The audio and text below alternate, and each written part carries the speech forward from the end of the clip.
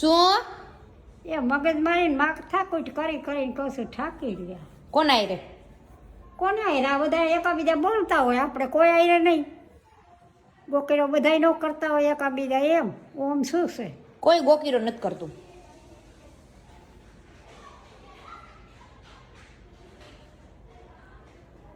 હા, બે જણી બેઠી. ક્યાં વા બે જણીઓ બેઠી? હામે હામે આપણે બે જ છીએ.